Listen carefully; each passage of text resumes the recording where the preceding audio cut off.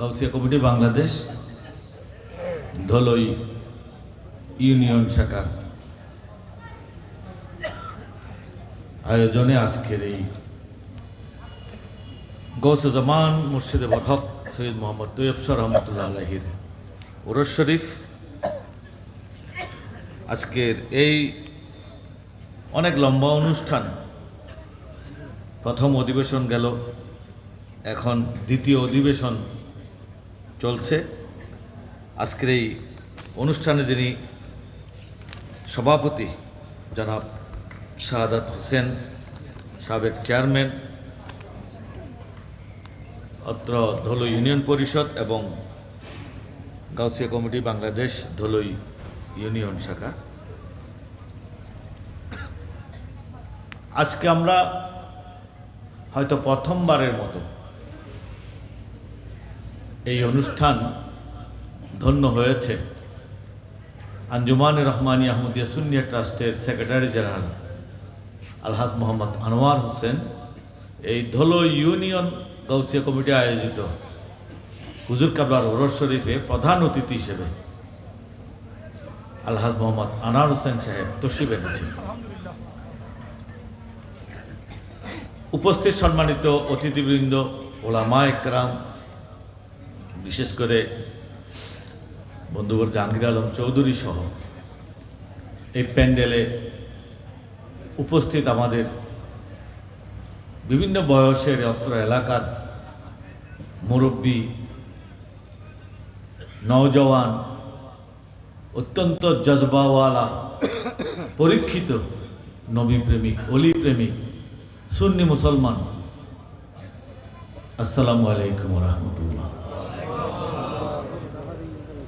প্রধান বক্তার কোনো বক্তব্য না, আজকে প্রধান অতিথি যা বলেন সেটা আমরা শুনব, কারণ ওনাকে বসায় রাখার আমার প্রয়োজন নেই। এতক্ষণ আপনারা বক্তব্য শুনেছেন, এরপরও বক্তব্য হবে। ওলামা একরাম মওজুদ আছেন একের পরে। সম্ভবত আমি গত বছর অনেক লম্বা বক্তব্য রেখেছিলাম, আমার মনে আছে। তো সবসময় যদি ঘরের উঠানে আমি বক্তব্য রাখি সেটা সুন্দর হয় না। আমি দুই একটা কথা বলে আমার বক্তব্য শেষ করব। প্রথম কথা হচ্ছে যে যেহেতু প্রধান অতিথি আগে আসেন নাই, তো প্রধান অতিথিকে আমাদের বাড়ির পরিচয়টা দেওয়া দরকার। আর সেই পরিচয় হচ্ছে, আমি শুকরিয়া আদায় করে বলবো, এই কাঠিয়াট মাদ্রাসার রুসিলাই শাহিন শাহী সিরিকুটের আগমন হয়েছিল 1958 সালে কাঠিয়াট স্কুলের মাঠে, এবং এখানে 1986 সালে গৌসুজ্জামান সৈয়দ মোহাম্মদ তৈয়ব শাহ রহমতুল্লাহর আগমন হয়েছিল, তাও স্কুলের মাঠে। এখানে না হবার কারণ, এখানে এতটুকু জায়গা হুজুর কাবলার মাহফিলের জন্য আগেও ছিল না, এখন তার মোটেও নেই। 86-তে এখানে মহিলাদের প্রোগ্রাম দেওয়ার ব্যবস্থা হয়েছিল, কেউ কেউ পুরুষের প্রোগ্রাম দিতে বলা হয়েছিল। বলেছিলেন আমাকে, আমি বলছিলাম যে আপনাদের হুজুর কাবলা সম্পর্কে কোনো আইডিয়া নেই। যারা বলছিলেন ওনারা অনেক বড় বড় মুরব্বী, ওনারা ওনাদের আইডিয়া মতো বলেছিলেন। আমি বললাম যে এখানে মেয়েদের জায়গাও হবে না। তো পরে আমাকে বলছে, বাজি তুই ঠিক কথা হই, এটা তো মাই ভুয়া রাখি না পারে। যা হোক, আর মৌজুদা হুজুর কাবলা আল্লামা সৈয়দ মোহাম্মদ তাহের শাহ মাদ্দাজিলুল আলী বড় মেহেরবান, এই ধলই ইউনিয়নের চারিদিকে হুজুর কাবলার প্রোগ্রাম হয়েছে। কাঠিয়াট স্কুলের মাঠ, আমাদের শফিনগরে কয়েক দফা, শাহজাহান শাহ রহমতুল্লাহ আলাইহির দরগার সামনে, হাদুর কিলে, মনিয়া পুকুরে, এবং এই এলাকাটা সারা বাংলাদেশে সুন্নি জামাতের কেন্দ্রর মতো পরিচিত। বিশেষ করে এই মাদ্রাসাটার বয়স, এটা জামিয়ার আগে, 1933 সালে এর জন্ম হয়েছে। জামিয়ার আগে হলো, এটার সাথে জামিয়ার একটা সম্পর্ক আছে, এবং সবচেয়ে বড় সম্পর্ক সেটা 1958 সালে হয়েছে। এই মাদ্রাসা যখন হাটাদারিওয়ালারা নিয়ে যাওয়ার জন্য এখানে লোকজন লাগিয়ে দিয়েছিল, তারা যখন মাদ্রাসা কর্তৃপক্ষের উপর খুব জোর খাটাচ্ছিল 58 ইংরেজিতে। সেই সময় অবশ্য আমার যেটা মৌলানা সৈয়দ তোফাইল আহমদ ছিলেন মাদ্রাসার সুপারিনটেন্ডেন্ট। ওনাকে কোনো প্রকারে রাজি করাতে পারতেছিল না। উনি বলছেন ওদের জন্য তো ওদের মাদ্রাসা আছে, এটা তো আমাদের সুন্নি জামাত ঠিক রাখার জন্য করা হয়েছে, সুতরাং চালাইতে পারি আর না পারি এই মাদ্রাসা আমরা তাদেরকে দেব না। উনি যেহেতু ওনাদেরকে বুঝাইতে পারতেছেন না, উনি বুদ্ধি করে শেরে বাংলা হুজুরকে এনে এই কাঠিয়ার বাজার মসজিদের সামনে একটা মাহফিল দিয়ে দিলেন, যেন শেরে বাংলা হুজুরে ওয়াজ করে তাদেরকে বুঝাই। হ্যাকমতি কাজ যাকে বলা হয়, ডান্ডা মারামারি করি সব কাজ হয় না। উনি ওয়াজ মাহফিল দিলেন। সেই ওয়াজ মাহফিলে সারা রাত হযরতে শেরে বাংলা রহমতুল্লাহ আলাইহি ওয়াজ করলেন, ওয়াহাবিবাদের স্বরূপ উন্মোচন করলেন, মানুষকে বুঝালেন। সকালবেলা মিটিং দিলেন। আপনারা জানেন এক সময় এখানে নইমি সাহেব হুজুর, হাসিমি সাহেব হুজুর, জালাল সাহেব হুজুর, অনেকের ওয়াজ হতো, সকাল পর্যন্ত ওয়াজ হতো। অনেক সময় সকালে ফজরের নামাজ পড়েও কথাবার্তা হতো। ঠিক আগে তো আরো বেশি ছিল, সারা রাত। বাজার মসজিদের সামনে সেই মাহফিলে শেরে বাংলা সাহেব হুজুর সারা রাত ওয়াজ করলেন, সকালবেলা মিটিং দিলেন মাদ্রাসা নিয়ে।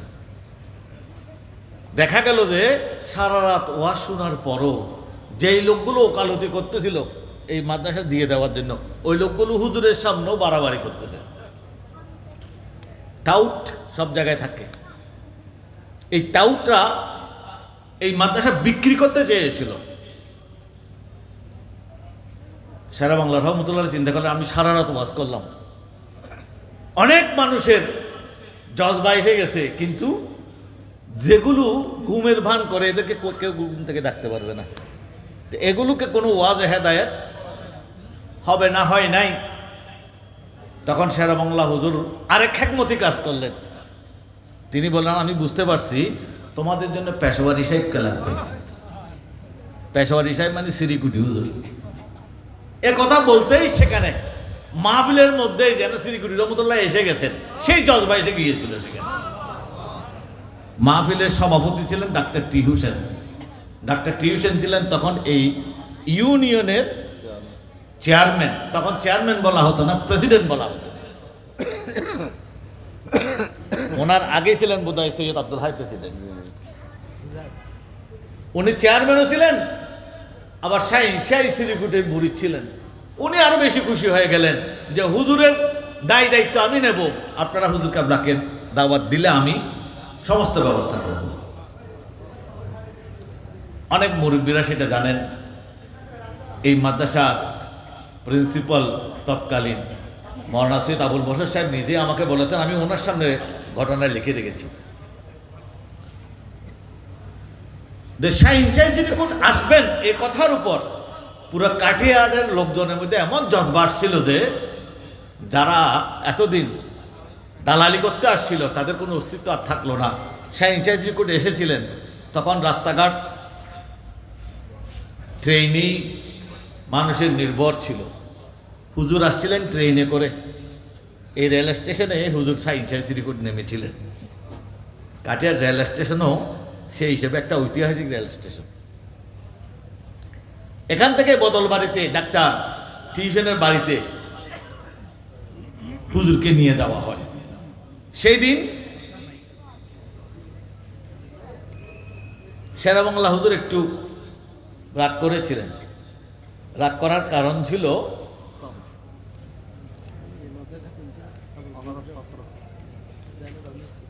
যে মাদ্রাসার প্রিন্সিপাল হোক জামিয়া ছাত্র, জামিয়া এমন প্রোডাকশন দিয়েছে যে সব মাদ্রাসাকে একসাথে জিন্দা করে ফেলছে। জামিয়া ছাত্র ছাড়া কোনো মাদ্রাসায় চলে না, এটাই জামিয়ার বড় কারামত।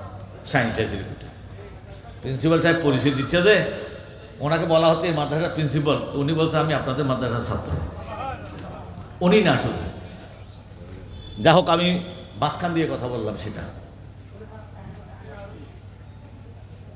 জনস্রোত হয়ে গিয়েছিল। শাহিন শাহ চিরকুট আসতেছেন, পেশোয়ারি সাহেব আসতেছেন, এই স্রোতের মধ্যে পালকিতে করে বা থামদান যেগুলো বলতো, বর্তমান আমাদের সে কম বয়সের লোকজন থামদানও দেখে নাই, পালকি কিছু দেখলেও থামদান দেখে নাই বলা যায়। তো শাহিন শাহ চিরকুট সে আমলে যেখানে গাড়ি ছিল না সেখানে ওনাকে থামদানে করে নিয়ে যাওয়া হতো। তো হুজুরকে এখান থেকে থামদানে করে বদল বাড়িতে নিয়ে যাওয়া হয়। যেহেতু সবাই শাহিন শাহ চিরকুটকে নিয়ে ব্যস্ত হয়ে গেছে, তো শেরেবাংলা হুজুরের খবর কেউ রাখে নাই। উনি কাঠিয়ার বাজারে গিয়ে বিড়ি ধরাই টানতেছে বসে বসে। কিন্তু শাহিন শাহ চিরকুটের জানা আছে, উনি ডাক্তার টিউশন সাহেবকে বললেন শেরেবাংলা কাহা হ্যাঁ। তো উনি খুঁজতেছেন, উনি তো জানেন না, হুজুর তো জানে, তো যাও ওনাকে নিয়ে আসো, যেহেতু তুমি সাহেবে দাও তুমি যাও। তো ডাক্তার টিউশন আসলেন কাঠিয়াট বাজারে, জলিল কেরানি না জলিল কোম্পানির ওনার চার দোকানে, ওখানে বসে উনি বিড়ি টানতেছেন, অর্থাৎ মেজাজ উঠে গেছে আর কি। ওনাকে অনেকটা অনুরোধ করে আবার বদল বাড়িতে নিয়ে যাওয়া হয়, একসাথে খাওয়া দাওয়া হয়। তারপরে স্কুলের মাঠে এমন এক মাহফিল হয়, সেখানে শাহিন শাহ চিরকুটের বক্তব্য ছিল সেই দিন। সবাই বলে শেরেবাংলা হুজুর বেশি করা বক্তব্য রাখে, কিন্তু শাহিন শাহ চিরকুটের বক্তব্য ছিল তার চেয়ে করা। কি কি ছিল আমি এগুলো বলবো না, কারণ ওই মাহফিলে আমার আব্বা ছিলেন, আমার চাচা ছিলেন, আমার আত্মীয় স্বজনের মধ্যে অনেকে ছিলেন, যারা অনেকে বায়াত হয়েছিলেন। আমার আব্বু বায়াত হয়েছিলেন 58 ইংরেজিতে শাহিন শাহ চিরকুটের হাতে স্কুলের মাঠে। কাঠিয়াট মাদ্রাসায় নিয়ে যাওয়ার স্বপ্ন সেদিন শুধু ধূলিসাৎ হয় নাই। আপনারা জানেন এক সময় এখানে এগুলোকে কেন্দ্র করে অনেক মারামারি হয়েছে, যে গল্প সাংবাদিক ওবায়দুল হক সাহেব নিজেই বলতেন, এবং ওনাকে নিয়ে যাওয়া হয়েছিল শাহিন শাহ চিরকুটের কাছে